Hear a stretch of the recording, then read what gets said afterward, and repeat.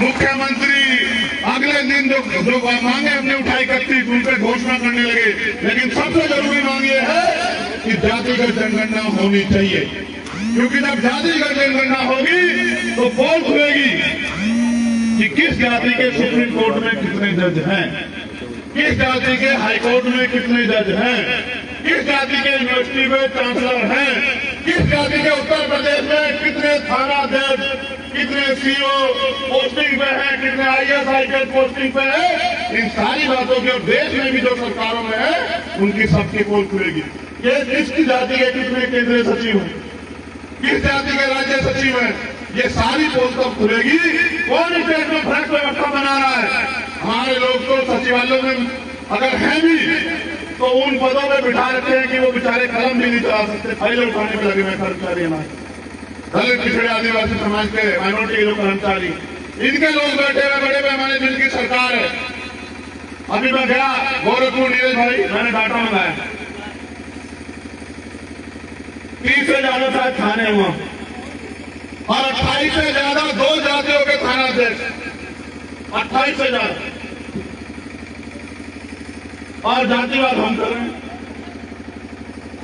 और हमारे लोग धर्म के नाम पे उनको वोट दे रहे हैं। बाद में कह रहे हैं साहब हमें जूते मार रहे हैं। भाई जब आप उनको वोट दोगे तो आपको जूते नहीं मारेंगे, बताओ।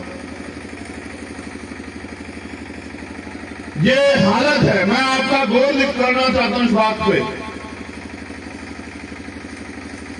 सबसे ज्यादा शोषण हम पे तब होता था जब इस देश में संविधान नहीं, और उस समय के जो हमारे लड़ाका महापुरुष थे उन लोगों ने उस शोषण के खिलाफ आवाज उठाई और संकल्प लिया और ठान के इस लड़ाई को लड़ा। और देखो आज हमारे पास अवसर है, आज हम कुछ को लड़ते हैं, आज हम वोट देते हैं, आज हम हवाई जहाज में घूमते हैं, आज हम बस में जाते हैं, ट्रेन में जाते हैं, अपनी गाड़ियों में घूम रहे हैं, हमारा मन चला है। ये सब हुआ संकल्प के कारण। लेकिन क्या उसके बाद हम लोग संकल्प लेने की स्थिति में नहीं है? आज का जो नौजवान इस अपमान को महसूस करता है, उस अपमान को दूर करने के लिए वो क्या तैयारी कर रहा है? अगर तैयारी करनी है तो ये करो कि किस तरह से इस देश की राज व्यवस्था पे हमारे लोग काबिज हो, क्योंकि जिनका राज होता है उनकी बहन बेटियों के साथ कोई अत्याचार नहीं करता, जिनका राज होता है वो किसी से कुछ नहीं मानते, जिनका राज होता है उनको अन्याय अत्याचार अपमान नहीं सहना पड़ता।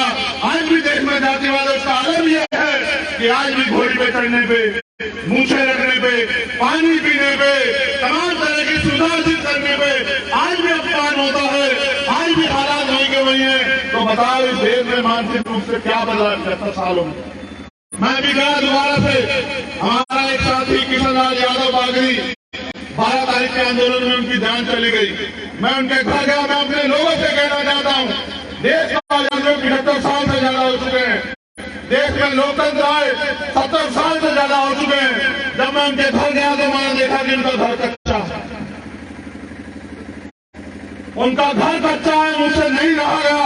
मैंने अपने साथियों कहा कि जब तक इस प्रदेश में सबके घर पक्के नहीं हो जाते हम लोग चैन से नहीं बैठेंगे। इस आंदोलन की शुरुआत हमने संत गाडगिल जी महाराज जी की जयंती पर कल की है। हमने अपने साथियों गाँव के साथी वहां काम करते हैं, हमने उनसे कहा कि 1 महीने में हर गांव का डाटा तैयार करो और जितने कच्चे मकान हैं उन सबको कहो कि हमारा वादा है कि बिना सरकार के दबले में छीट के हम आपके पक्के मकान बनवा के दिखाएंगे। ये हमारा वादा है। इसके लिए हमने तय किया कि जैसे हम पे डाटा आ जाएगा हम जिले वाइज सम्मेलन करके सरकार को अल्टीमेटम देंगे, और अगर नहीं मानी सरकार, नहीं सुना सरकार ने, तो फिर भोपाल का घेराव करके मुख्यमंत्री को बताने का काम करेंगे कि हम जिंदा कौन। हम यहाँ इंतजार नहीं करेंगे। हमने सदियों इंतजार किया कि हमारी जिंदगी में जो परेशानियां उनके हल के लिए कोई भी कुछ करे, लेकिन किसी ने नहीं किया। आज भी आपकी लड़ाई आपको खुद लड़नी पड़ेगी। मैं अपनी बात रखी चला जाऊं और आप अपने घर में पढ़ के सो जाओ, इससे आंदोलन कामयाब नहीं होगा। अगर आप कामयाब करना चाहते हैं तो जो जाति व्यवस्था उन्होंने बना के हमें बांटने का काम किया, उस जाति व्यवस्था से बाहर निकल के भाईचारा बनाने का काम करो, तब जाके परिवर्तन होगा इस देश में। उन्होंने हमें बांटा अपने मकसद के लिए, अपने फायदे के लिए। हम लोग एकजुट नहीं है और एकजुट होने का प्रयास भी नहीं करिए। हमारी नालायकी। जब हम इतने बढ़िया भाषण देने लगे, इतना आप समझदार हो गए, डॉक्टर इंजीनियर IAS IPS बनने लगे हैं, तो हम ये क्यों नहीं समझ पा रहे कि एक ही प्रक्रिया से पैदा होने वाले बच्चे की जाति अलग अलग कैसे हो सकती है। इंसान की एक ही जाति है, वो इंसान है, उसका धर्म एक ही है, वो इंसानियत है। और भारत में अगर सबसे बड़ा ग्रंथ कोई है जो मानव को समान अवसर, सम्मान, स्वाभिमान का जीवन देता है, तो बाबा साहब अम्बेडकर द्वारा लिखित इस आजाद भारत का संविधान है, जो इंसान को इंसान की पहचान देता है। तो मैं आपसे कहना कि हमें प्रयास कर रहे हैं संयुक्त रूप से कि दलित, पिछड़े, आदिवासी और माइनॉरिटी के लोगों में भाईचारा बने। इस भाईचारे की जो भी कीमत चुकानी पड़े उसके लिए हम लोग तैयार हैं। लेकिन मैं आपसे भी कहता हूं, जो नीति पे काम कर रहे हैं हमसे साथी हमारे, कि वो भी जमीन पे भाईचारे को बनाने का काम करें, क्योंकि जब तक इस देश में भाईचारा नहीं बनेगा तब तक आपके अंदर बल पैदा नहीं होगा। जब तक बल पैदा नहीं होगा तब तक आपकी समस्या का हल नहीं होगा। इस देश में आपके पास दो रास्ते हैं, या तो हाथ फैलाओ या फिर हाथ ताकत और इकट्ठा मुट्ठी बनाओ और अपने अधिकार ले लो। आपको फैसला करना है आपको क्या करना है। ये मैं एकता बनाने के लिए प्रयास करूंगा, मैं और मेरे साथी ये हमारी एकता को तोड़ने के लिए काम करेंगे। आपके जमीन पे आप लोग नीचे रहते, गांव में, कस्बों में, गलियों में, आपकी जिम्मेदारी है कि वो एकता टूटनी नहीं चाहिए।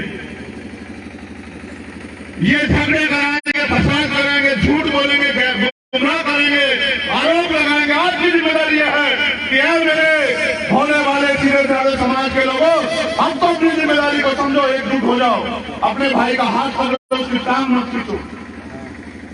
अगर आज भी ऐसा नहीं करोगे तो वो दिन दूर नहीं कि जब इस देश के संविधान को ये लोग कुचल के आपको और मुझको जानवरों जैसा जीवन जीने के लिए वापस उस अधिकार में लेके जाएंगे। क्या आप उस जीवन को जीने के लिए तैयार हो? जवाब दो मुझे, क्या आप उस जीवन को जीने के लिए तैयार हो?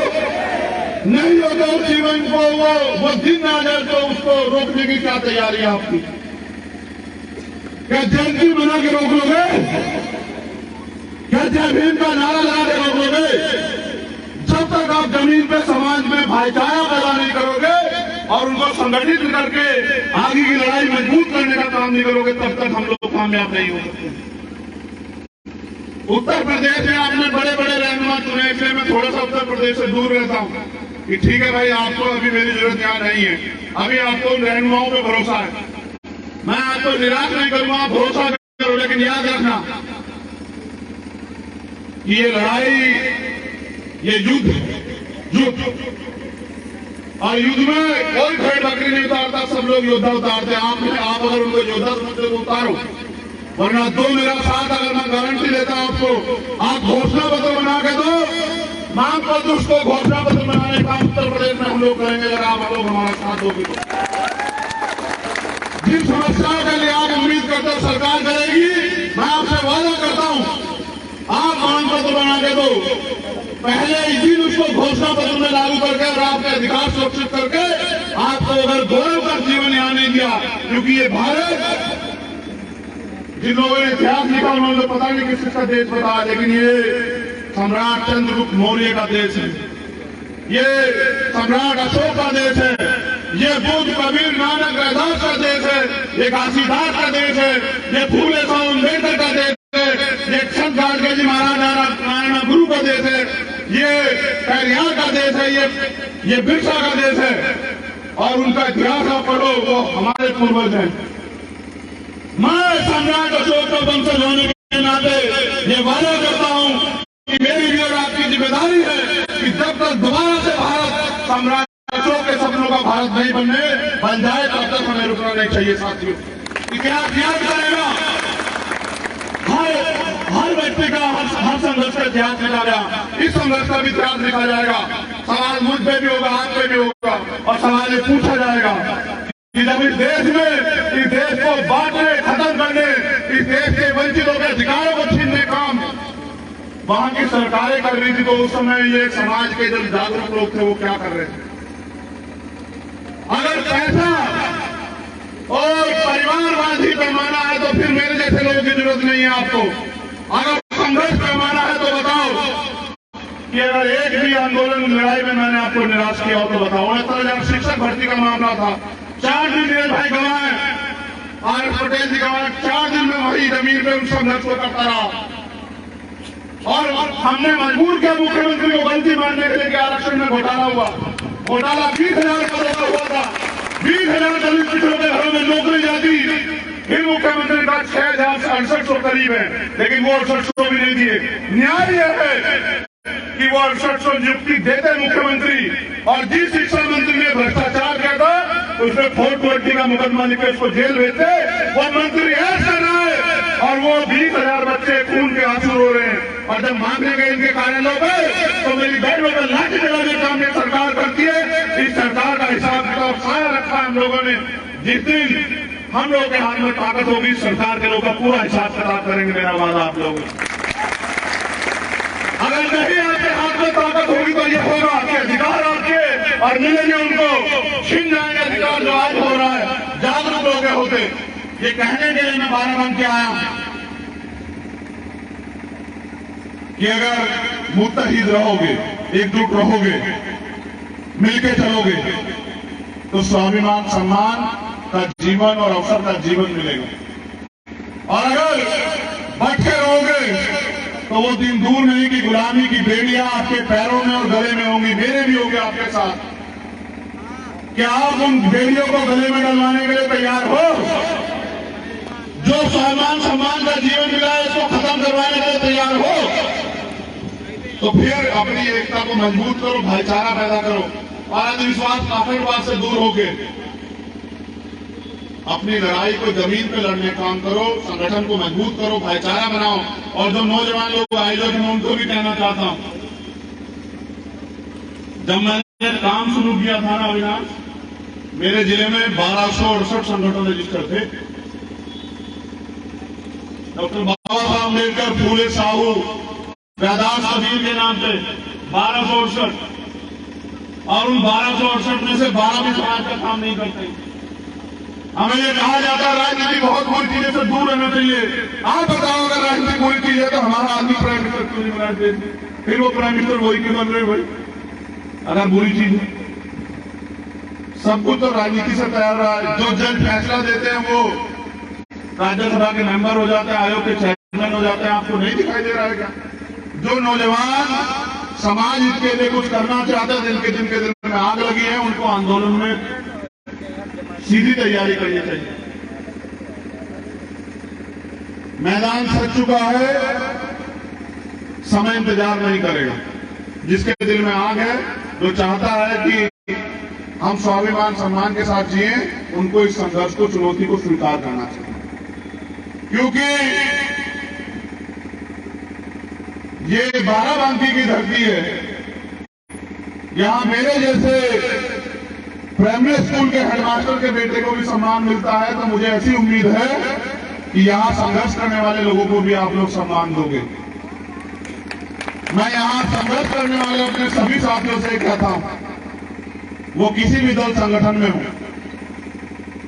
मैंने एक कहानी पढ़ी थी बहुत दिन पहले कि जब जंगल में आग लगी थी। एक जंगल में जब आग लगी तो उस जंगल में एक ऊंचे स्थान पे जगह थी, जैसे ये जंगल और ये स्टेज जो है, एक ऊंचा स्थान था जो एक दूसरे के जन्मजात विरोधी होते हैं। सांप और नेवला, बिल्ली और चूहा, घेर और शेर, वो भी एकजुट होके उस ऊंचे स्थान पे चले गए, इस बात को मानकर कि पहले जान बचा लेते फिर लड़ लेंगे आपस में।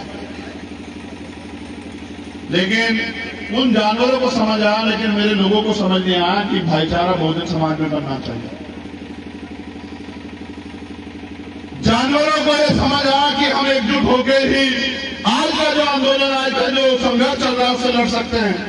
लेकिन मेरे समाज को समझ नहीं आ रहा है, इन बहुजन समाज को। इसलिए इनको इनका भाई होने के नाते बताने के लिए आया हूं कि एकजुट होकर अपनी लड़ाई को लड़ो और आपस में प्यार पैदा करो। वो भी नफरत बांट रहे हैं, आप भी नफरत बांटोगे, बताओ लड़ाई कैसे लड़ी जाएगी। बहुत बहुत शुक्रिया, बहुत बहुत धन्यवाद, आभार। आप सबके लिए मंगल कामना और ये उम्मीद कि मेरे जाने के बाद आप लोग घर में पड़ के नहीं सोओगे, आप लोग मैदान में निकल के काम करोगे और लोगों को जोड़ने का प्रयास करोगे, भाईचारा बनाने का प्रयास करोगे, अपने जीवन को कुर्बान।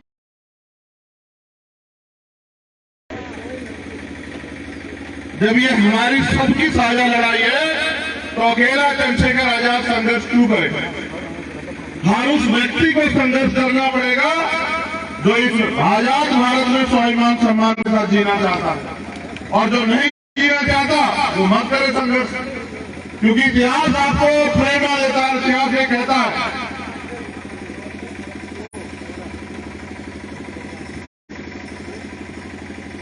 इतिहास सीख देता है और ये कहता है कि जो भी कौम अपना इतिहास नहीं जानती वो कभी अपने भविष्य का निर्माण नहीं कर सकती।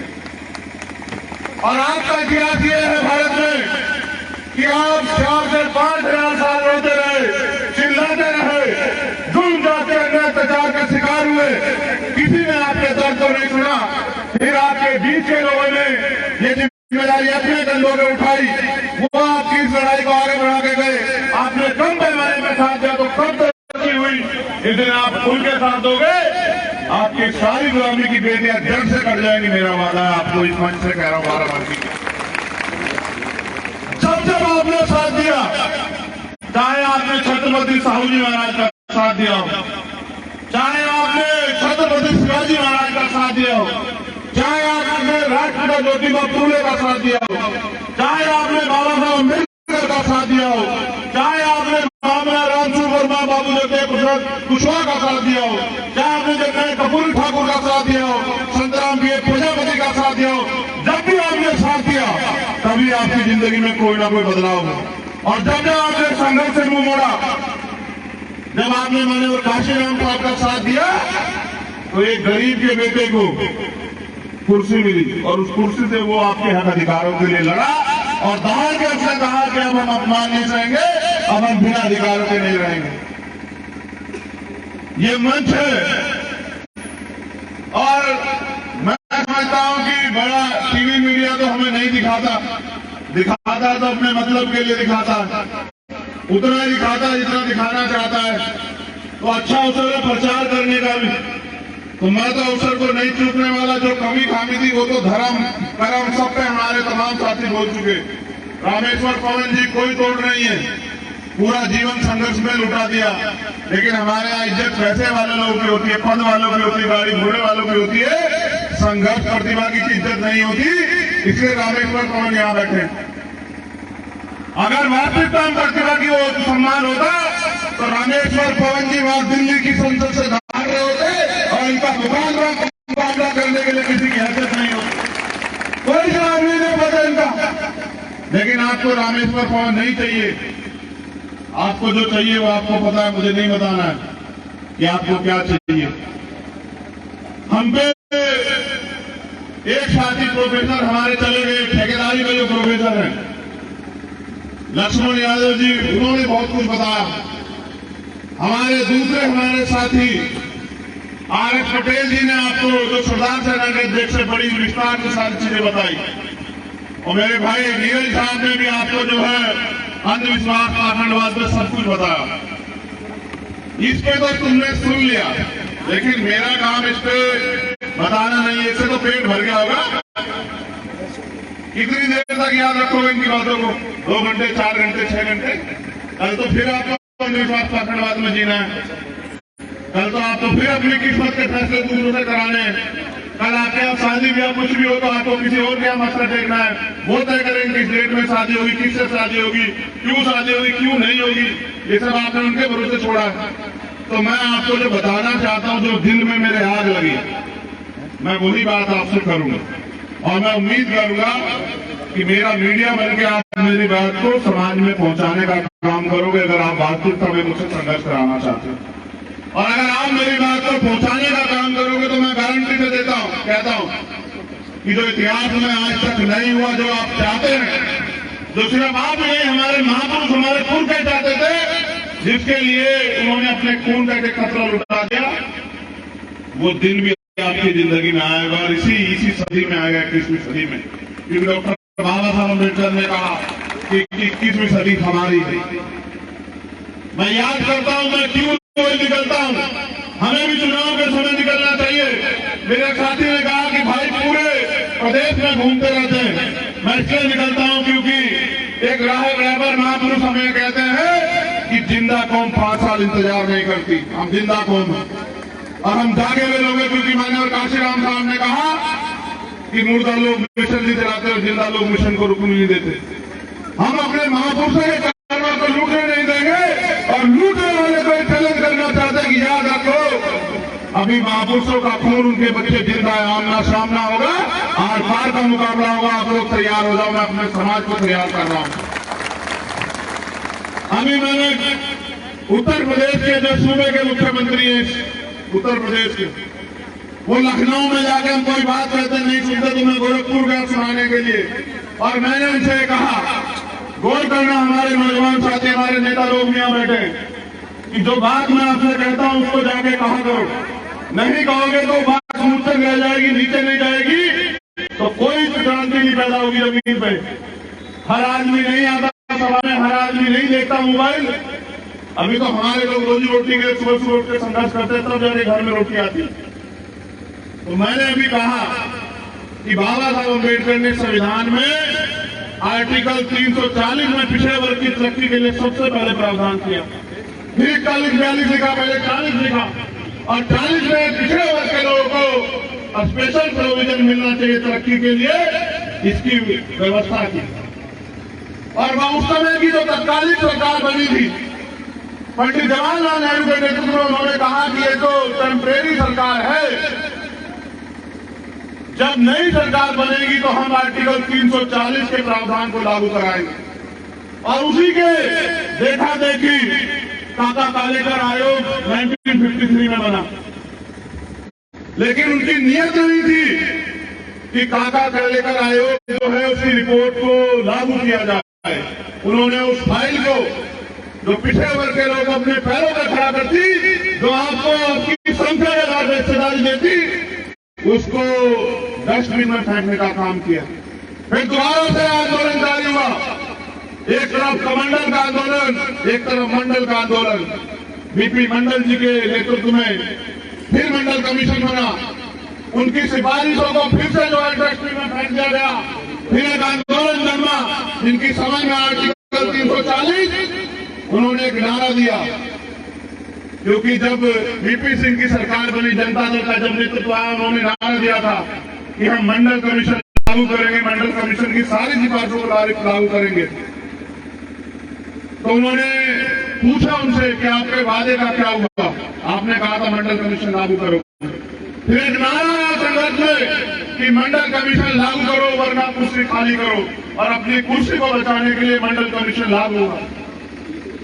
जब मंडल कमीशन लागू हुआ, वोट के जरिए सरकार बनी, दूसरे तय किया, तो इन्होंने न्यायपालिका के जरिए 52% ओबीसी को 27% आरक्षण का आधे से ज्यादा हिस्सा छीन के देने का काम किया। वो भी आधा हिस्सा जो है आज तक नहीं मिल रहा। उसमें भी मंडल कमीशन की 2 सिफारिशें मानी गई। ये देखो मेरा समाज सोया हुआ, उनकी इतनी सिफारिशों का नजरअंदाज करके 2 सिफारिश मानी गई थी मंडल कमीशन की। आज भी मंडल कमीशन की फाइल धूल भाग रही है। देश के प्रधानमंत्री जो वर्तमान के हैं, जब वो 2013 में आए चुनाव प्रचार में, उन्होंने भी कहा मेरे लोगों से कि मैं पिछड़े वर्ग से आता हूं, पिछड़े वर्ग पिछड़ी मां का बेटा हूं, हम मंडल कमीशन लागू करेंगे। हमारे लोगों ने दिल खोल के उन्हें वोट दिया कि हो सकता है ये मंडल कमीशन लागू कर दे।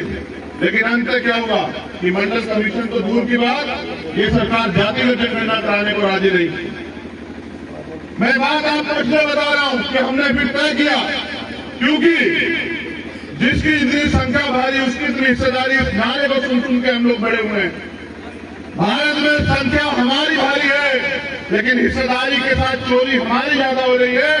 इसलिए हमने तय किया, हमने सरकार से जब कहते हैं कि कराओ जातिगत जनगणना, जब हम कहते हैं कि 52% पिछड़ों को 52% आरक्षण दो, जब 100 पद आएंगे डीएमएसएसपी के, 100 में से 52 बच्चे पिछड़े वर्ग के जाएंगे, तो ये कहते हैं कि अभी हमारे पास सरकार के पास साधन नहीं है, देश के पास साधन नहीं है।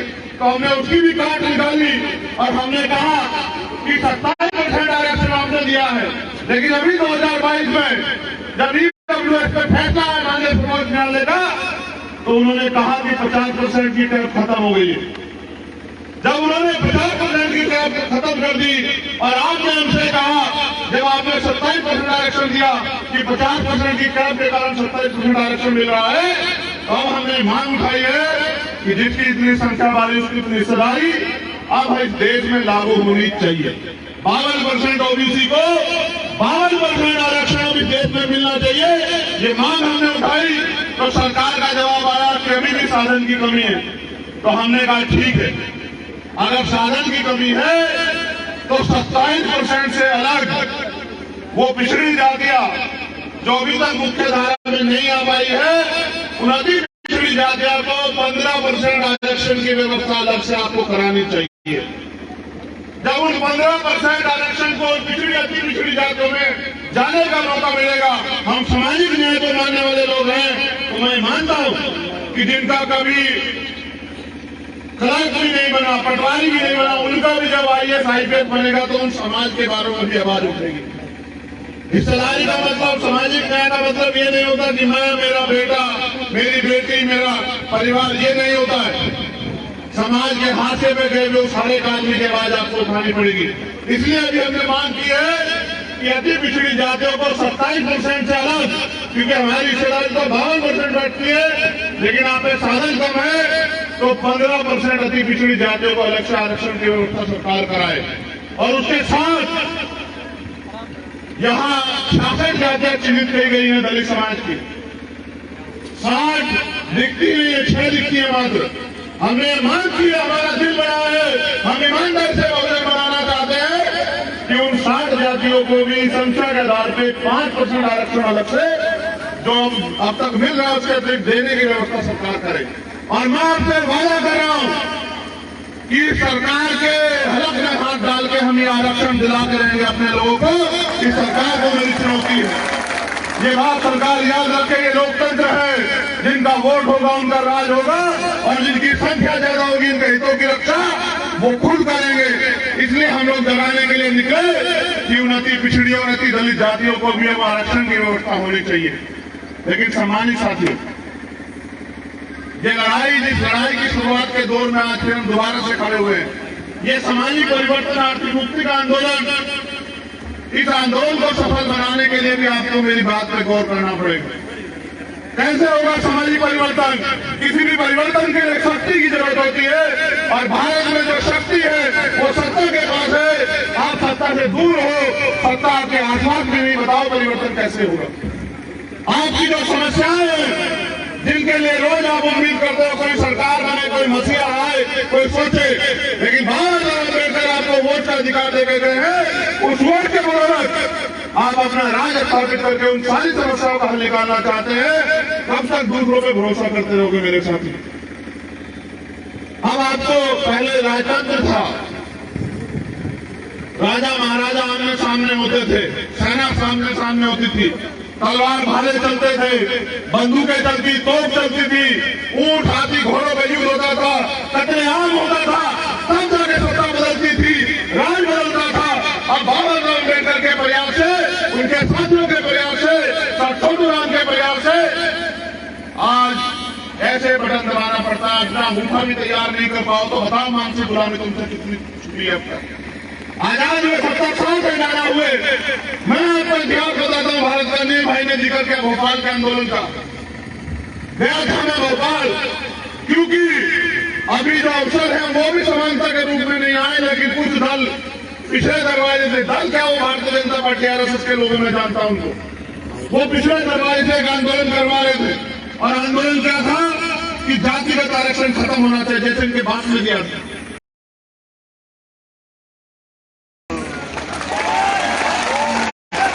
मुख्यमंत्री अगले दिन जो मांगे हमने उठाई 31 उन पर घोषणा करने लगे, लेकिन सबसे जरूरी मांग ये है कि जातिगत जनगणना होनी चाहिए, क्योंकि जब जातिगत जनगणना होगी तो पोल खुलेगी कि किस जाति के सुप्रीम कोर्ट में कितने जज हैं, किस जाति के हाई कोर्ट में कितने जज हैं, किस जाति के यूनिवर्सिटी में चांसलर हैं, किस जाति के उत्तर प्रदेश में कितने थानाध्यक्ष, कितने CO पोस्टिंग पे है, कितने IAS IPS पोस्टिंग पे है। इन सारी बातों की, और देश में भी जो सरकारों में है उनकी सबकी पोल खुलेगी। किसकी जाति के कितने केंद्रीय सचिव हैं, किस जाति के राज्य सचिव हैं, ये सारी पोस्ट अब खुलेगी। कौन स्टेट में भ्रष्ट व्यवस्था बना रहा है? हमारे लोग तो सचिवालयों में अगर हैं भी तो उन पदों पे बिठा रखे हैं कि वो बेचारे कलम भी नहीं चला सकते, फाइलें उठाने पे लगे हुए कर्मचारी हमारे दलित पिछड़े आदिवासी समाज के माइनॉरिटी के लोग कर्मचारी, इनके लोग बैठे हुए बड़े पैमाने जिनकी सरकार है। अभी मैं गया गोरखपुर, नीरज भाई, मैंने डाटा मंगाया 30 से ज्यादा शायद थाने हुआ और 28 से ज्यादा 2 जातियों के थानाध्यक्ष, 28 से ज्यादा, और जातिवाद हम कर रहे हैं। और हमारे लोग धर्म के नाम पे उनको वोट दे रहे हैं, बाद में कह रहे हैं साहब ये हमें जूते मार रहे हैं। भाई जब आप उनको वोट दोगे तो आपको जूते नहीं मारेंगे, बताओ। ये हालत है। मैं आपका गौर करना चाहता हूं इस बात पे। सबसे ज्यादा शोषण हम पे तब होता था जब इस देश में संविधान नहीं था, और उस समय के जो हमारे लड़ाका महापुरुष थे उन लोगों ने उस शोषण के खिलाफ आवाज उठाई और संकल्प लिया और ठान के इस लड़ाई को लड़ा। और देखो आज हमारे पास अवसर है, आज हम कुछ को लड़ते हैं, आज हम वोट देते हैं, आज हम हवाई जहाज में घूमते हैं, आज हम बस में जाते हैं, ट्रेन में जाते हैं, अपनी गाड़ियों से घूम रहे हैं, हमारा मन सजा है। ये सब हुआ संकल्प के कारण। लेकिन क्या उसके बाद हम लोग संकल्प लेने की स्थिति में नहीं है? आज का जो नौजवान इस अपमान को महसूस करता है, उस अपमान को दूर करने के लिए वो क्या तैयारी कर रहा है? अगर तैयारी करनी है तो ये करो कि किस तरह से इस देश की राज व्यवस्था पे हमारे लोग काबिज हो, क्योंकि जिनका राज होता है उनकी बहन बेटियों के साथ कोई अत्याचार नहीं करता, जिनका राज होता है वो किसी से कुछ नहीं मानते, जिनका राज होता है उनको अन्याय अत्याचार अपमान नहीं सहना पड़ता। आज भी देश में जातिवाद उसका आलम यह है कि आज भी घोड़ी पे चढ़ने पे, मूछे रखने पे, पानी पीने पे, तमाम तरह की सुविधा हासिल करने पे आज भी अपमान होता है। आज भी हालात वही के वही है। तो बताओ इस देश में मानसिक रूप से क्या बदला 70 सालों में? मैं भी गया दोबारा से, हमारा एक साथी किशन लाल यादव बागरी 12 तारीख के आंदोलन में उनकी जान चली गई। मैं उनके घर गया। मैं अपने लोगों से कहना चाहता हूँ, देश का आजादी 75 साल से ज्यादा हो चुके हैं, देश में लोकतंत्र आए 70 साल से ज्यादा हो चुके हैं। जब मैं उनके घर गया तो मैंने देखा कि उनका घर कच्चा है, उनका घर कच्चा है, मुझसे नहीं रहा गया। मैंने अपने साथियों कहा कि जब तक इस प्रदेश में सबके घर पक्के नहीं हो जाते हम लोग चैन से नहीं बैठेंगे। इस आंदोलन की शुरुआत हमने गांधी जी महाराज जी की जयंती में कल की है।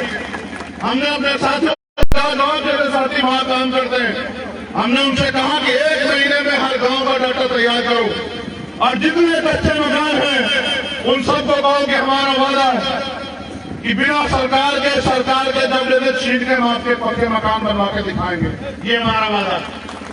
इसके लिए हमने तय किया कि जैसे हम पे डाटा आ जाएगा हम जिले वाइज सम्मेलन करके सरकार को अल्टीमेटम देंगे, और अगर नहीं मानी सरकार, नहीं सुना सरकार ने, तो फिर भोपाल का घेराव करके मुख्यमंत्री को बताने का काम करेंगे कि हम जिंदा कौन। हम यहाँ इंतजार नहीं करेंगे। हमने सदियों इंतजार किया कि हमारी जिंदगी में जो परेशानियां उनके हल के लिए कोई कुछ करे, लेकिन किसी ने नहीं किया। आज भी आपकी लड़ाई आपको खुद लड़नी पड़ेगी। मैं अपनी बात रखी चला जाऊं और आप अपने घर में पढ़ के सो जाओ, इससे आंदोलन कामयाब नहीं होगा। अगर आप कामयाब करना चाहते हैं तो जो जाति व्यवस्था उन्होंने बना के हमें बांटने का काम किया, उस जाति व्यवस्था से बाहर निकल के भाईचारा बनाने का काम करो, तब जाके परिवर्तन होगा इस देश में। उन्होंने हमें बांटा अपने मकसद के लिए, अपने फायदे के लिए। हम लोग एकजुट नहीं है और एकजुट होने का प्रयास भी नहीं करिए। हमारी नालायकी। जब हम इतने बढ़िया भाषण देने लगे, इतना आप समझदार हो गए, डॉक्टर, इंजीनियर, IAS, IPS बनने लगे हैं, तो हम ये क्यों नहीं समझ पा रहे कि एक ही प्रक्रिया से पैदा होने वाले बच्चे की जाति अलग अलग कैसे हो सकती है? इंसान की एक ही जाति है, वो इंसान है, उसका धर्म एक ही है, वो इंसानियत है। और भारत में अगर सबसे बड़ा ग्रंथ कोई है जो मानव को समान अवसर, सम्मान, स्वाभिमान का जीवन देता है, तो बाबा साहब अम्बेडकर द्वारा लिखित इस आजाद भारत का संविधान है, जो इंसान को इंसान की पहचान देता है। तो मैं आपसे कहना कि हम एक प्रयास कर रहे हैं संयुक्त रूप से कि दलित, पिछड़े, आदिवासी और माइनॉरिटी के लोगों में भाईचारा बने। इस भाईचारे की जो भी कीमत चुकानी पड़े उसके लिए हम लोग तैयार हैं।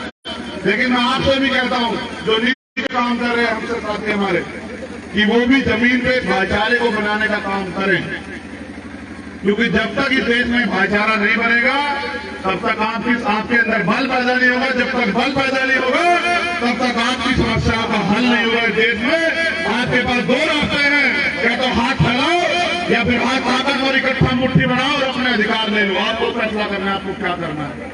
ये मैं एकता बनाने के लिए प्रयास करूंगा, मैं और मेरे साथी ये हमारी एकता को तोड़ने के लिए काम करेंगे। आपके जमीन पे आप लोग नीचे रहते गांव में, कस्बों में, गलियों में, आपकी जिम्मेदारी है कि वो एकता टूटनी नहीं चाहिए। ये झगड़े कराएंगे, फसाद करेंगे, झूठ बोलेंगे, गुमराह करेंगे, आरोप लगाएंगे, आपकी जिम्मेदारी है कि मेरे होने वाले सीधे साधे समाज के लोगों, अब तो अपनी जिम्मेदारी को समझो, एकजुट हो जाओ, अपने भाई का हाथ पकड़ो, उसकी टांग मत खींचो। अगर आज भी ऐसा नहीं करोगे तो वो दिन दूर नहीं कि जब इस देश के संविधान को ये लोग कुचल के आपको और मुझको जानवरों जैसा जीवन जीने के लिए वापस उस अंधियारे में लेके जाएंगे। क्या आप उस जीवन को जीने के लिए तैयार हो? जवाब दो मुझे, क्या आप उस जीवन को जीने के लिए तैयार हो? नहीं हो तो उस जीवन को वो दिन आ जाए तो उसको रोकने की क्या तैयारी है आपकी? क्या जयंती मना के रोक लोगे? क्या जय भीम का नारा लगा के रोक लोगे? जब तक आप जमीन पे समाज में भाईचारा पैदा नहीं करोगे और उनको संगठित करके आगे की लड़ाई मजबूत करने का काम नहीं करोगे, तब तक हम लोग कामयाब नहीं हो सकते। उत्तर प्रदेश में आपने बड़े बड़े रहनुमा चुने, इसलिए मैं थोड़ा सा उत्तर प्रदेश से दूर रहता हूं कि ठीक है भाई, आपको अभी मेरी जरूरत यहाँ नहीं है, अभी आपको उन रहनुमाओं पे भरोसा है, मैं आपको निराश नहीं करूंगा, आप भरोसा करो। लेकिन याद रखना कि ये लड़ाई, ये युद्ध और युद्ध में कोई भेड़ बकरी नहीं उतारता, सब लोग योद्धा उतारते हैं। आप अगर उनको योद्धा समझते तो उतारो, वरना दो मेरा साथ, अगर मैं गारंटी देता हूं आपको, आप घोषणा पत्र बना के दो, मांग पत्र उसको घोषणा पत्र बनाने का उत्तर प्रदेश में हम लोग करेंगे, अगर आप लोग हमारा साथ दोगे तो। जिन समस्याओं के लिए आप उम्मीद करते हो सरकार करेगी, मैं आपसे वादा करता हूं, आप मांग पत्र बना के दो, पहले इस दिन उसको घोषणा पत्र में लागू करके और आपके अधिकार सुरक्षित करके आपको अगर गौरव का जीवन यहाँ नहीं दिया, क्योंकि ये भारत, जिन लोगों ने इतिहास लिखा उन्होंने पता नहीं किस का देश बताया, लेकिन ये सम्राट चंद्रगुप्त मौर्य का देश है, ये सम्राट अशोक का देश है, ये बुद्ध, कबीर, नानक, रैदास का देश है, ये घासीदास का देश है, ये फूले साहब अम्बेडकर का देश है, ये संत गाडगे जी महाराज नारायण गुरु का देश है, ये पेरियार का देश है, ये बिरसा का देश है। और उनका इतिहास आप पढ़ो, वो हमारे पूर्वज हैं। मैं सम्राट अशोक का वंशज होने के नाते ये वादा करता हूं कि मेरी भी और आपकी जिम्मेदारी है कि जब तक दोबारा से भारत सम्राट अशोक के सपनों का भारत नहीं बन जाए, तब तक हमें रुकना नहीं चाहिए। साथियों, इतिहास याद करेगा, हर व्यक्ति का हर संघर्ष का इतिहास लिखा गया, इस संघर्ष का भी इतिहास लिखा जाएगा। सवाल मुझ पे भी होगा, आप पे भी होगा, और सवाल ये पूछा जाएगा कि जब इस देश को बांटने, खत्म करने, इस देश के वंचितों के अधिकारों को छीनने काम वहां की सरकारें कर रही थी, तो उस समय ये समाज के जो जागरूक लोग थे वो क्या कर रहे थे? अगर पैसा और परिवारवादी पैमाना है तो फिर मेरे जैसे लोगों की जरूरत नहीं है आपको। अगर संघर्ष पैमाना है तो बताओ कि अगर एक भी आंदोलन लड़ाई में मैंने आपको निराश किया हो तो बताओ। 69,000 शिक्षक भर्ती का मामला था, 4 दिन नीरज भाई गवाए, आर पटेल जी गवाए, 4 दिन में वही जमीन पे उस संघर्ष को करता रहा। और हमने मजबूर किया मुख्यमंत्री को गलती मानने के लिए कि आरक्षण में घोटाला हुआ। घोटाला 20,000 करोड़ का हुआ था, 20,000 दलित पिछड़ों के घरों में नौकरी जाती, फिर मुख्यमंत्री का 6,68 करीब है, लेकिन वो 68 भी नहीं दिए। न्याय यह है कि वो 68 नियुक्ति देते मुख्यमंत्री, और जिस शिक्षा मंत्री ने भ्रष्टाचार किया था उसने 420 का मुकदमा लिख के उसको जेल भेजते, वो मंत्री ऐसा रहा है और वो 20,000 बच्चे खून के आंसू रो रहे हैं। और जब मांगने गए इनके कार्यालयों पर तो मेरी बहनों पर लाठी चलाने का काम ये सरकार करती है। इस सरकार का हिसाब किताब सारा रखा है हम लोगों ने। जिस दिन हम लोग के हाथ में ताकत होगी, सरकार के लोग का पूरा हिसाब किताब करेंगे, मेरा वादा आप लोग। अगर नहीं आपके हाथ में ताकत होगी तो ये होगा कि अधिकार आपके और मिलेंगे उनको, छिन जाएंगे अधिकार जो आज हो रहा है। जागरूक लोग होते, ये कहने के लिए मैं बाराबंकी आया हूं कि अगर मुत्तहिद रहोगे, एकजुट रहोगे, मिलके चलोगे, तो स्वाभिमान सम्मान का जीवन और अवसर का जीवन मिलेगा। और अगर बट के रहोगे तो वो दिन दूर नहीं कि गुलामी की बेड़ियां आपके पैरों में और गले में होंगी, मेरे भी होंगे आपके साथ। क्या आप उन बेड़ियों को गले में डलवाने के लिए तैयार हो? जो स्वाभिमान सम्मान का जीवन मिला है इसको खत्म करवाने के लिए तैयार हो? तो फिर अपनी एकता को मजबूत करो, भाईचारा पैदा करो, और अंधविश्वास काफिरवाद से दूर होके अपनी लड़ाई को जमीन पे लड़ने काम करो, संगठन को मजबूत करो, भाईचारा बनाओ। और जो नौजवान लोग आए लोग, मैं उनको भी कहना चाहता हूं, जब मैंने काम शुरू किया था ना अविनाश, मेरे जिले में 1268 संगठन रजिस्टर थे। डॉक्टर बाबा साहब अम्बेडकर, फूले साहू, व्यादास कबीर के नाम पे 1268, और उन 1268 में से 12 भी समाज का काम नहीं करते। हमें ये कहा जाता है राजनीति बहुत बुरी चीजें से दूर रहना चाहिए। आप बताओ, अगर राजनीति बुरी चीज है तो हमारा आदमी प्राइम मिनिस्टर क्यों नहीं बना देते? फिर वो प्राइम मिनिस्टर वही क्यों बन रहे भाई? अगर बुरी चीज है, सब कुछ तो राजनीति से तैयार रहा है। जो जज फैसला देते हैं वो राज्यसभा के मेंबर हो जाते हैं, आयोग के चेयरमैन हो जाते हैं। आपको नहीं दिखाई दे रहा है क्या? जो नौजवान समाज के लिए कुछ करना चाहते हैं, जिनके दिल में आग लगी है, उनको आंदोलन में सीधी तैयारी करनी चाहिए। मैदान सज चुका है, समय इंतजार नहीं करेगा। जिसके दिल में आग है, जो चाहता है कि हम स्वाभिमान सम्मान के साथ जिए, उनको इस संघर्ष को, चुनौती को स्वीकार करना चाहिए। क्योंकि ये बाराबंकी की धरती है। यहां मेरे जैसे प्राइमरी स्कूल के हेडमास्टर के बेटे को भी सम्मान मिलता है, तो मुझे ऐसी उम्मीद है कि यहां संघर्ष करने वाले लोगों को भी आप लोग सम्मान दोगे। मैं यहां संघर्ष करने वाले अपने सभी साथियों से कहता हूं, वो किसी भी दल संगठन में हो।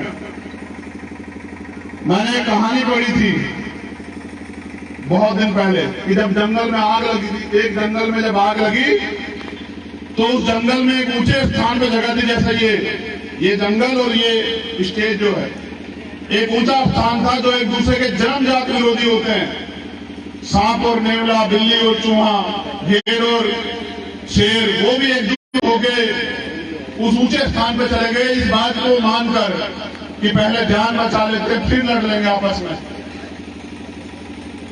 लेकिन उन जानवरों को समझ आया, लेकिन मेरे लोगों को समझ नहीं आया कि भाईचारा बहुजन समाज में बनना चाहिए। जानवरों को यह समझ आया कि हम एकजुट होकर ही आज का जो आंदोलन, आज का जो संघर्ष चल रहा है उससे लड़ सकते हैं। लेकिन मेरे समाज को समझ नहीं आ रहा, इन बहुजन समाज को। इसलिए इनका भाई होने के नाते बताने के लिए आया हूं कि एकजुट होकर अपनी लड़ाई को लड़ो और आपस में प्यार पैदा करो। वो भी नफरत बांट रहे हैं, आप भी नफरत बांटोगे, बताओ लड़ाई कैसे लड़ी जाएगी। बहुत बहुत शुक्रिया, बहुत बहुत धन्यवाद, आभार। आप सबके लिए मंगल कामना और ये उम्मीद कि मेरे जाने के बाद आप लोग घर में पड़ के नहीं सोओगे, आप लोग मैदान में निकल के काम करोगे और लोगों को जोड़ने का प्रयास करोगे, भाईचारा बनाने का प्रयास करोगे, अपने जीवन को कुर्बान।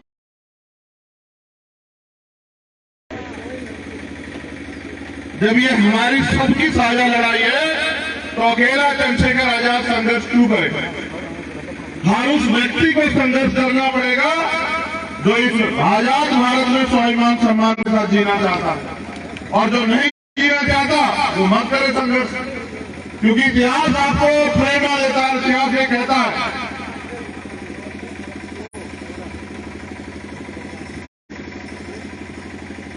इतिहास सीख देता है और ये कहता है कि जो भी कौम अपना इतिहास नहीं जानती वो कभी अपने भविष्य का निर्माण नहीं कर सकती। और आपका इतिहास ये है भारत में कि आप 4 से 5,000 साल रोते रहे, चिल्लाते रहे, जुल्म जाते अत्याचार के शिकार हुए, किसी ने आपके दर्द को नहीं सुना। फिर आपके बीच के लोगों ने ये जिम्मेदारी अपने कंधों पे उठाई, वो आपकी इस लड़ाई को आगे बढ़ा के गए। आपने कम पैमाने में साथ दिया तो कब तरक्की हुई। इस दिन आप खुल के साथ दोगे, आपकी सारी गुलामी की बेटियां जड़ से कट जाएंगी। मेरा वादा है आपको, इस मंच से कह रहा हूं बाराबंकी। जब आपने साथ दिया, चाहे आपने छत्रपति साहू जी महाराज का साथ दिया हो, चाहे आपने छत्रपति शिवाजी महाराज का साथ दिया हो, चाहे आपने राष्ट्रपिता ज्योतिबा फूले का साथ दिया हो, चाहे आपने बाबा साहब अम्बेडकर का साथ दिया हो, चाहे आपने मामला रामचंद्र वर्मा बाबू जैसे कुशवाहा का साथ दिया हो, चाहे आपने जगन्नाथ कपूर ठाकुर का साथ दिया हो, संतराम बी प्रजापति का साथ दिया हो, जब भी आपने साथ दिया तभी आपकी जिंदगी में कोई ना कोई बदलाव हो। और जब आपने संघर्ष से मुंह मोड़ा, जब आपने माननीय काशीराम साहब का साथ दिया, तो एक गरीब के बेटे को कुर्सी मिली और उस कुर्सी से वो आपके हक अधिकारों के लिए लड़ा और दहाड़ के उसने कहा कि अब हम अपमान नहीं सहेंगे, अब हम बिना अधिकारों के नहीं रहेंगे। ये मंच है और मैं समझता हूं कि बड़ा टीवी मीडिया तो हमें नहीं दिखाता तो अपने मतलब के लिए दिखाता, उतना ही दिखाता जितना दिखाना चाहता है। तो अच्छा अवसर है प्रचार करने का भी, तो मैं तो अवसर को नहीं चूकने वाला। जो कमी खामी थी वो तो धर्म कर्म सब पे हमारे तमाम साथी बोल चुके। रामेश्वर पवन जी कोई तोड़ नहीं है, पूरा जीवन संघर्ष में लुटा दिया, लेकिन हमारे यहाँ इज्जत पैसे वाले लोगों की होती है, पद वालों की होती है, गाड़ी घोड़े वालों की होती है, संघर्ष प्रतिभा की इज्जत नहीं होती। इसलिए रामेश्वर पवन यहाँ बैठे। अगर वास्तविकता में प्रतिभा की वो सम्मान होता तो रामेश्वर पवन जी वहां दिल्ली की संसद से भाग रहे होते और इनका मुकाबला करने के लिए किसी की हैसियत नहीं होती, कोई जवाब नहीं पता इनका। लेकिन आपको रामेश्वर पवन नहीं चाहिए, आपको जो चाहिए वो आपको पता है, मुझे नहीं बताना है कि आपको क्या चाहिए। हम पे एक साथी प्रोफेसर हमारे चले गए, ठेकेदारी में जो प्रोफेसर हैं लक्ष्मण यादव जी, उन्होंने बहुत कुछ बताया। हमारे साथी आर.एस. पटेल जी ने आपको जो सरदार सेना के अध्यक्ष से बड़ी विस्तार से सारी चीजें बताई, और मेरे भाई नीरज साहब ने भी आपको जो है अंधविश्वास पाखंडवाद में सब कुछ बताया। इस पे तो तुमने सुन लिया, लेकिन मेरा काम इस पे बताना नहीं है, इससे तो पेट भर गया होगा। कितनी देर तक याद रखोगे इनकी बातों को? 2 घंटे, 4 घंटे, 6 घंटे? कल तो फिर आपको अंधविश्वास पाखंडवाद में जीना है, कल तो आपको फिर अपनी किस्मत के फैसले दूसरों से कराने हैं। कल आपके यहाँ शादी ब्याह कुछ भी हो तो आपको किसी और के यहाँ मसला देखना है, वो तय करेंगे किस डेट में शादी होगी, किससे शादी होगी, क्यों शादी होगी, क्यों नहीं होगी, ये सब आपने उनके भरोसे छोड़ा है। तो मैं आपको जो बताना चाहता हूँ, जो दिल में मेरे आग लगी, मैं वही बात आपसे करूंगा और मैं उम्मीद करूंगा कि मेरा मीडिया बनकर आप मेरी बात को समाज में पहुंचाने का काम करोगे, अगर आप वास्तविकता में मुझसे संघर्ष कराना चाहते हैं। और अगर आप मेरी बात को पहुंचाने का काम करोगे तो मैं गारंटी से देता हूं, कहता हूं कि जो इतिहास में आज तक नहीं हुआ, जो आप चाहते हैं, जो सिर्फ आप नहीं, हमारे महापुरुष, हमारे पुरखे चाहते थे, जिसके लिए उन्होंने अपने खून का एक खतरा लुटा दिया, वो दिन भी आपकी जिंदगी में आएगा और इसी सदी में आएगा, 21वीं सदी में। क्योंकि डॉक्टर बाबा साहब अम्बेडकर ने कहा कि 21वीं सदी हमारी है। मैं याद करता हूं, मैं क्यों निकलता हूं, हमें भी चुनाव के समय निकलना चाहिए। मेरे साथी ने कहा कि भाई पूरे प्रदेश में घूमते रहते हैं, मैं इसलिए निकलता हूं क्योंकि एक रहबर महापुरुष हमें कहते हैं कि जिंदा कौम 5 साल इंतजार नहीं करती, हम जिंदा कौम हैं और हम जागे हुए लोग हैं। क्योंकि माननीय काशीराम साहब ने कहा कि मुर्दा लोग मिशन नहीं चलाते और जिंदा लोग मिशन को रुकने नहीं देते। हम अपने महापुरुषों के कार्यों को लूटने नहीं देंगे और लूटने वाले को चैलेंज करना चाहते हैं कि याद रखो, अभी महापुरुषों का खून, उनके बच्चे जिंदा है, आमना सामना होगा, आर पार का मुकाबला होगा। आप लोग तैयार हो जाओ, मैं अपने समाज को तैयार कर रहा हूं। अभी मैंने उत्तर प्रदेश के जो सूबे के मुख्यमंत्री हैं, उत्तर प्रदेश के, वो लखनऊ में जाके हम कोई बात कहते नहीं सुनते, तो मैं गोरखपुर गया सुनाने के लिए, और मैंने उनसे कहा गौर करना हमारे नौजवान साथी, हमारे नेता लोग यहाँ बैठे, कि जो बात मैं आपसे कहता हूँ उसको जाके कहा करो, नहीं कहोगे तो बात मुझसे रह जाएगी, नीचे नहीं जाएगी, तो कोई क्रांति नहीं पैदा होगी जमीन पे। हर आदमी नहीं आता सभा में, हर आदमी नहीं देखता मोबाइल। अभी तो हमारे लोग रोजी रोटी के सुबह सुबह उठ के संघर्ष करते, तब जाके घर में रोटी आती। तो मैंने अभी कहा कि बाबा साहब अम्बेडकर ने संविधान में आर्टिकल 340 में पिछड़े वर्ग की तरक्की के लिए सबसे पहले प्रावधान किया, फिर 41-42 लिखा, पहले 40 लिखा, और 40 में पिछड़े वर्ग के लोगों को स्पेशल प्रोविजन मिलना चाहिए तरक्की के लिए, इसकी व्यवस्था की। और वह उस समय की जो तत्कालीन सरकार बनी थी, पंडित जवाहरलाल नेहरू के नेतृत्व में, उन्होंने कहा कि ये तो टेम्परेरी सरकार है, जब नई सरकार बनेगी तो हम आर्टिकल 340 के प्रावधान को लागू कराएंगे। और उसी के देखा देखी काका कालेकर आयोग 1953 में बना, लेकिन उनकी नियत नहीं थी कि काका कालेकर आयोग जो है उसकी रिपोर्ट को लागू किया जाए।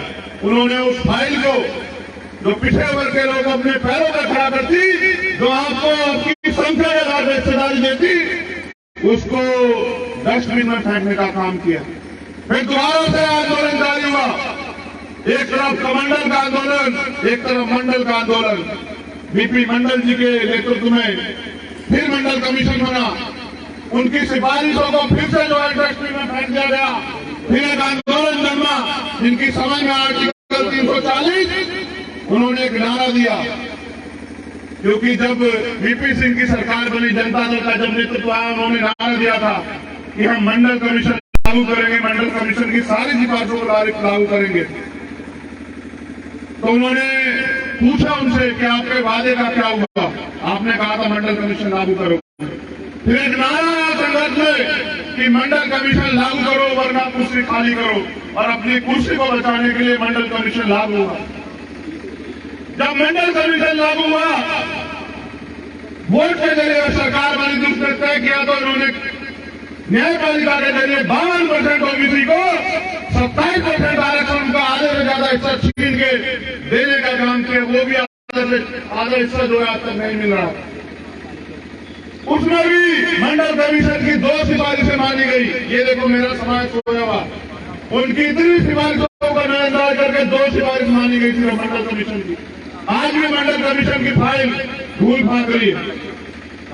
देश के प्रधानमंत्री जो वर्तमान के हैं, जब वो 2013 में आए, चुनाव प्रचार में उन्होंने भी कहा मेरे लोगों से कि मैं पिछड़े वर्ग से आता हूं, पिछड़े वर्ग पिछड़ी मां का बेटा हूं, हम मंडल कमीशन लागू करेंगे। हमारे लोगों ने दिल खोल कर उन्हें वोट दिया कि हो सकता है ये मंडल कमीशन लागू कर दे। लेकिन अंत क्या हुआ कि मंडल कमीशन तो दूर की बात, ये सरकार जातिगत जनगणना कराने को राजी नहीं। मैं बात आपको इसलिए बता रहा हूं कि हमने फिर तय किया, क्योंकि जिसकी इतनी संख्या भारी, उसकी इतनी हिस्सेदारी, इस नारे को सुन के हम लोग बड़े हुए हैं। भारत में संख्या हमारी भारी है, लेकिन हिस्सेदारी के साथ चोरी हमारी ज्यादा हो रही है। इसलिए हमने तय किया, हमने सरकार से जब कहते हैं कि कराओ जातिगत जनगणना, जब हम कहते हैं कि 52% पिछड़ों को 52% आरक्षण दो, जब 100 पद आएंगे डीएम एसएसपी के, 100 में से 52 बच्चे पिछड़े वर्ग के जाएंगे, तो ये कहते हैं कि अभी हमारे पास सरकार के पास साधन नहीं है, देश के पास साधन नहीं है। तो हमने उसकी भी काट निकाली और हमने कहा कि 27% आरक्षण हमने दिया है, लेकिन अभी 2022 में जब ईडब्ल्यूएस पे फैसला है माननीय सर्वोच्च न्यायालय का, तो उन्होंने कहा कि 50% की टैक्स खत्म हो गई है। जब उन्होंने 50% की टैक्स खत्म कर दी और आपने हमसे कहा, जब आपने 27% आरक्षण दिया कि 50% की कैप के कारण 27% आरक्षण मिल रहा है, तो हमने मांग उठाई है कि जिसकी इतनी संख्या वाली उसकी इतनी हिस्सेदारी अब इस देश में लागू होनी चाहिए। 52% ओबीसी को 52% आरक्षण इस देश में मिलना चाहिए, ये मांग हमने उठाई। तो सरकार का जवाब आया कि अभी भी साधन की कमी है। तो हमने कहा ठीक है, अगर साधन की कमी है तो 27% से अलग वो पिछड़ी जातियां जो अभी तक मुख्य धारा में नहीं आ पाई है, उन पिछड़ी जातियों को 15% आरक्षण की व्यवस्था अलग से आपको करानी चाहिए। जब उन 15% आरक्षण को पिछड़ी अति पिछड़ी जातियों में जाने का मौका मिलेगा, हम सामाजिक न्याय को मानने वाले लोग हैं, तो मैं मानता हूं कि जिनका कभी क्लर्क भी नहीं बना, पटवारी भी नहीं बना, उनका भी जब IAS IPS बनेगा तो उन समाज के बारे में भी आवाज उठेगी। हिस्सेदारी का मतलब, सामाजिक न्याय का मतलब ये नहीं होता कि मैं, मेरा बेटा, मेरी बेटी, मेरा परिवार, ये नहीं होता है। समाज के हाथे में गए हुए सारे आदमी की आवाज आपको उठानी पड़ेगी। इसलिए अभी हमने मांग की है कि अति पिछड़ी जातियों को 27% से अलग, क्योंकि हमारी हिस्सेदारी तो 52% बैठती है, लेकिन आप में साधन कम है, तो 15% अति पिछड़ी जातियों को अलग से आरक्षण की व्यवस्था सरकार कराए। और उसके साथ यहाँ 66 जातियां चिन्हित की गई हैं दलित समाज की, 60 दिखती नहीं है, 6 दिखती है मात्र। हमने मांग की, हमारा दिल बड़ा है, हम ईमानदार से बहुजन बनाना चाहते हैं कि उन 60 जातियों को भी संख्या के आधार पर 5% आरक्षण अलग से जो अब तक मिल रहा है उसके अतिरिक्त देने की व्यवस्था सरकार करे। और मैं आपसे वादा कर रहा हूं कि सरकार के हलक में हाथ डाल के हम ये आरक्षण दिला के रहेंगे अपने लोगों को। इस सरकार को मेरी चुनौती है, ये बात सरकार याद रखे, ये लोकतंत्र है, जिनका वोट होगा उनका राज होगा, और जिनकी संख्या ज्यादा होगी इनके हितों की रक्षा वो खुद करेंगे। इसलिए हम लोग जगाने के लिए निकले कि उन अति पिछड़ी और अति दलित जातियों को भी अब आरक्षण की व्यवस्था होनी चाहिए। लेकिन सम्मानित साथियों, ये लड़ाई, जिस लड़ाई की शुरुआत के दौर में आज फिर हम दोबारा से खड़े हुए हैं, ये सामाजिक परिवर्तन, आर्थिक मुक्ति का आंदोलन, इस आंदोलन को सफल बनाने के लिए भी आपको मेरी बात पर गौर करना पड़ेगा। कैसे होगा सामाजिक परिवर्तन? किसी भी परिवर्तन के लिए शक्ति की जरूरत होती है, और भारत में जो शक्ति है वो सत्ता के पास है। आप सत्ता से दूर हो, सत्ता आपके आसपास भी नहीं, बताओ परिवर्तन कैसे होगा? आपकी जो समस्याएं हैं, जिनके लिए रोज आप उम्मीद करते हो कोई सरकार बने, कोई मसीहा आए, कोई सोचे, लेकिन बार बार अम्बेडकर आपको वोट का अधिकार दे गए हैं। उस वोट के बदौलत आप अपना राज स्थापित करके उन सारी समस्याओं का हल निकालना चाहते हैं। कब तक दूसरों पे भरोसा करते रहोगे मेरे साथी? अब आपको पहले राजतंत्र था,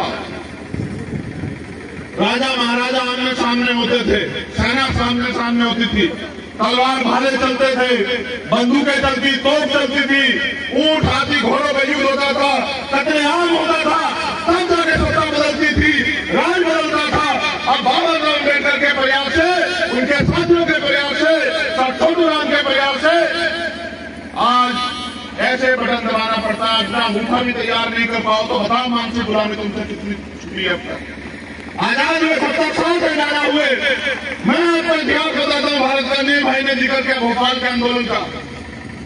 गया था मैं भोपाल, क्योंकि अभी जो अवसर है वो भी समानता के रूप में नहीं आए, लेकिन कुछ दल पिछले दरवाजे से, दल क्या, वो भारतीय जनता पार्टी RSS के लोगों में जानता हूं उनको, वो पिछले दरवाजे से एक आंदोलन करवा रहे थे। और आंदोलन क्या था कि जातिगत आरक्षण खत्म होना चाहिए, जैसे इनके बात में दिया था।